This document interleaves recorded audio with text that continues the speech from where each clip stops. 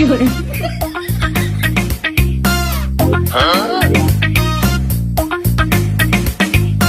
হয়েছে বাবু? দুই পক্ষে সংঘর্ষ হয়েছে, তাই মুখ দেখা দেখি করতেছে না। দেখাদেখি করতেছে না? না। মাতুব্বার, আমার ছোট ভাই একটা হইলো নিরীহ বাঙালি, ওর গালে যদি একটা চর মারার কারোর ক্ষমতা থাকে তা আমার হাতে, ওরা মারার কিটা? সহি কথা। মাতুব্বার, আমার ছেলে হেনে হনে পুংটি টেনে বেড়াই, ও আমি আমলেই নেই। আমার বোর বাইসেন যদি আমি একবার শালি কইয়ে ফেলাই, তখনই আমার পায়ে ধরে মাপ ছোয়া লাগে।